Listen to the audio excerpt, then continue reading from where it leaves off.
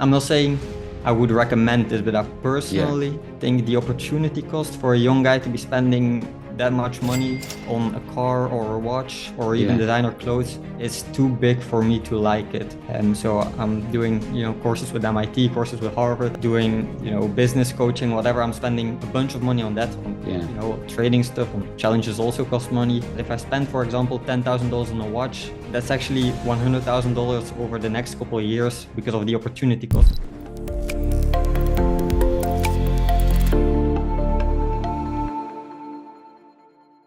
Hello there, this is James. Today, I have a very special guest who has had several successes at PipFarm, and he's kindly agreed to take some time out to have a little chat with us. Please welcome Mate. How are you doing, buddy? Thank you very much for the introduction. I'm doing great. How are you? I'm doing very well. Very, very, very well. First of all, like I say, once again, big thank you for taking the time out to speak to me today. First of all, congratulations on your recent successes. I understand you had a pretty good payout yesterday and you secured a fourth payout today. Is that correct? Yeah, exactly. So I got a 200K account and a 100K account, and I've been consistently now. I've got 4 payouts secured, so 3 have already been paid, a little over 10,000 in total, and the next 5K is lined up for somewhere beginning next week. And so yeah, it's been going great.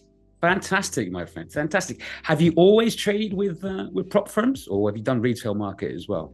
I've started retail trading and tried that for a long time, so 1.5 years pretty much. Right.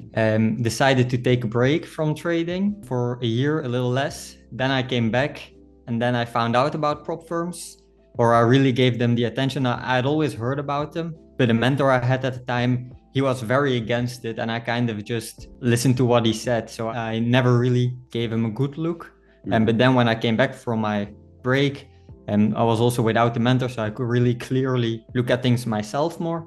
And then I think since then, prop firms are pretty much a no-brainer for most people. Yeah. It is an easy way to get into the market, isn't it? We've not having to have large sums of capital, etc. Things of that nature. It would have been nearly impossible because I started trading with a little over $1,000. It would have been nearly impossible to take that to the levels that I have. For example, with PipFarm alone, I have like almost $15,000 in payouts this month alone. So trading $1,000 into $15,000 a month just like that is nearly impossible. I don't think anyone would argue that. But the leverage prop firms give you is so big, and that really does make these kind of things possible. So yeah, I think it's pretty much a no-brainer. That's fantastic. How many prop firms have you traded with? Oh boy, a bunch. Especially since I am also pretty active on Twitter and YouTube, and so I try to give most a shot, just so I can talk about it or so that I can answer questions about it. But yeah, I've been funded with nearly every prop firm around, I think, except for futures. So I haven't really gotten into futures yet. I have some Top Step accounts. I also have some fast track trading accounts, but yeah, mostly Forex. Excellent. I really want to know a little bit about your journey, because clearly you're having great success at the moment with PipFarm. I really want to know about your trader's journey, so listeners and watchers can sort of take the advice you may want to give and can help them in the future. So first of all, can I ask, what attracted you to trading in the first place? What attracted you to start looking into a bunch of money? Like that's yeah, should go without saying. How I got into it was I needed to make some money. I started an agency, and I started doing, this was way back, so I was 16, 17 at the time. And then when it was started doing decently well, so obviously it wasn't well at all, but at the time as a 17, 16-year-old boy, I thought it was. So I had like $5,000 saved up. I felt like that was a lot, and I felt like I should invest it. And so that's when I started learning about Forex, and then I got absolutely sucked into it. Yeah. And now here we are. So as you starting off on your journey, obviously you probably like all of us who starts out in trading, made some mistakes. Is there any sort of failures or mistakes you look back on and you sort of cherish and go, I'm glad I made that mistake because I've learned so much from it? I'd say most. I think business money thing is in general are most times about failing fast. And that's something I haven't been afraid of. I think that's one of my biggest strengths. But yeah, I don't look at most of them as a waste of money. I think I'll learn my lesson from most of them. And the only thing I wish, not the only thing obviously, but the biggest thing I wish I had done differently was taking a break sooner. because I was just really stuck in a vicious cycle. Because the agency was doing okay, the trading was doing bad. All the money I made with the agency pretty much went into trading, and I kept losing it. And I wish I took that mental reset sooner than I did. Excellent. So that's probably my biggest regret. Well, because I always like asking that question, because failure is the best teacher. And I think you hit the nail on the head that you realize you needed to take a break, because so many people don't realize that success to trading is making sure you have a clear mind and a clear sort of sense of purpose. But when you're over emotional or over erratic, it just leads to more losses. During your journey, what sort of skills do you think you've picked up with your trading in particular? Is there any particular skill or area, expertise? So first thing I think about when you ask that question is introspection. I think that's important when trying to become great at pretty much anything. And so being able to objectively look at yourself and know what you're doing right and wrong, especially knowing what you're doing wrong can be quite hard. So I think that's something that trading really pushed me to do. As for skills, so I think emotional self-control is a big one, obviously. But next to that, I also am a pretty big believer in like the Charlie Munger, Warren Buffett kind of approach, where they believe in this really multidisciplinary approach, which I'm a big fan of as well. So don't just do technical analysis, learn about fundamentals as well, learn about statistics, learn about history, learn about the model they preach is that you should be very fluent in the basics of most disciplines. And then combine that to trading. And obviously there are a few people who've done it better in history than Warren and Charlie. So that's what I've taken to heart. Excellent. That's fascinating, because I say so many people are either saying, well, they're a technical trader or fundamental trader. But I think, again, you hit another nail on the head. It's a case of taking everything into perspective, taking into fundamentals, market sentiment, technicals, of course, as well. But market psychology is another key one. But with what you just said, could you just briefly take me through your sort of average trading day, your sort of approach you do with looking at all those sort of areas? So obviously it very much depends per day. I'm kind of struggling with this right now. So it's funny you ask now, because I used to run the agency, I still do to this day. But financially it doesn't really make that much sense anymore. Say it makes $10,000-$15,000 a month, and with trading I make, this month alone already I have over 100,000 locked in payouts. So it doesn't really make sense anymore from a financial standpoint. And so I've been diminishing the amount of time I spent on the agency, and now I have all this free time that I didn't have. So I'm still myself looking at how I should fill in this new free time. But one thing that I do think is very important and that people probably won't expect is that I actually do read pretty much every day for at least an hour, and about pretty much any subject. So it might be history, might be chemistry, obviously psychology, statistics are a big part in it as well. But that's probably something that people don't expect. I try to get most of my preparation, both technical and fundamental, done in the weekends for the week. And that way in the week when it's trading time, when it's busier with the agency, I can actually focus on those things and still have everything in mind. When I trade, it kind of depends on where I am. So when I was in New York, because I got back 2 weeks ago or something, before that was 3 months in New York. And when I was in New York, I actually really liked trading Asian session and then holding through London, because I didn't have to manage the stress that comes with, looking at an open trade. And but now that I'm back home, which is Belgium, although I technically live in Dubai, but call Belgium home. So now that I'm back in Belgium, I mostly trade London open and try to hold them through New York and close them around 4 p.m. my time. Very, very strict discipline then, I see as well. Yeah, it's important. It's incredibly important. So very, very important. During your journey so far as a trader, what would you probably say was the best experience you ever had, or the favorite, most memorable moment you've had during your journey? There is a bunch of them, but I think I got, it's kind of funny. I got the withdrawal certificate behind me. It's from TFT, so that's kind of unlucky because what happened with them, they went down, they banned me before.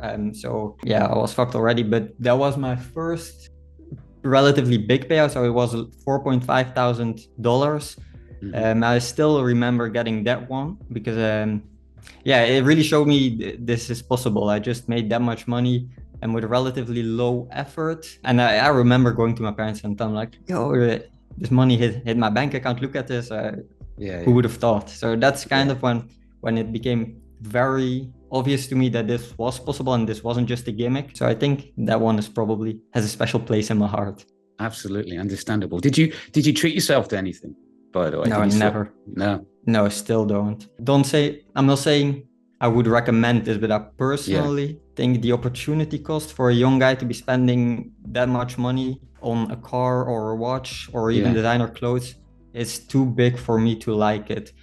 So I spend a bunch of money on education. So I'm doing, courses with MIT, courses with Harvard. I'm doing, business coaching, whatever. I'm spending a bunch of money on that, on trading stuff, on challenges also cost money.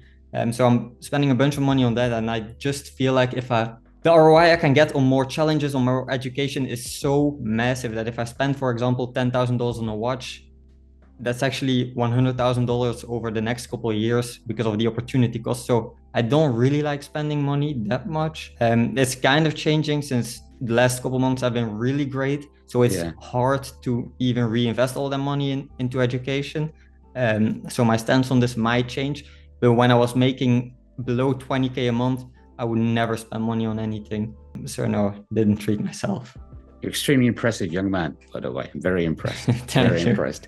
How would you say that trading has, obviously you've been very successful and you've made some sort of, obviously building up some capital, but in other ways, how would you say trading has impacted your life? Yes, it's been massive. So probably less massive than most people, since at the peak of the agency was bringing like 15, maybe 20 a month. So that was already like okay money. But now the biggest change is obviously this trading thing is very scalable. Because it is fairly doable to reach a couple million in allocation.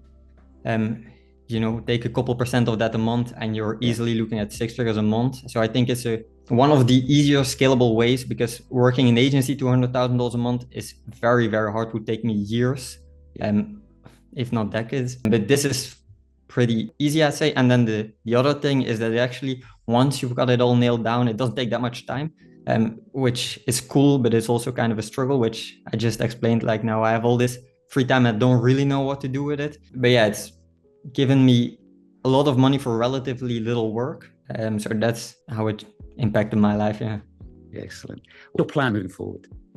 A difficult question as well. Also one I'm still contemplating about.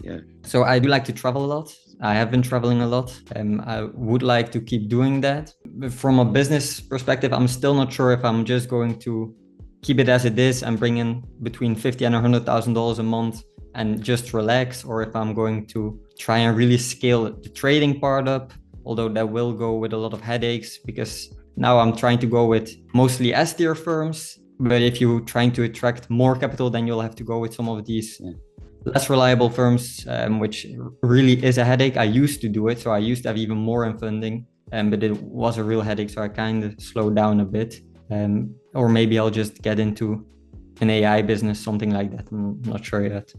Good for you. Good for you. If you had any specific advice to give to somebody starting out, what would that advice be? Ooh, that's also a difficult question. I think the biggest thing I did right was about education.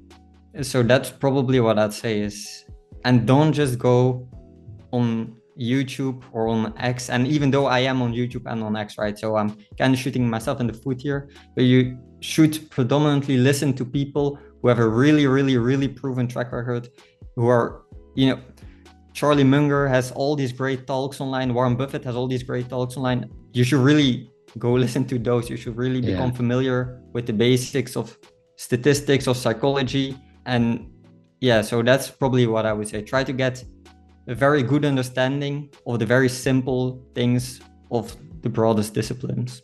Okay. One other sort of question I like to ask. It's a bit wacky. I don't know. Do you like movies? Do you like films? I do.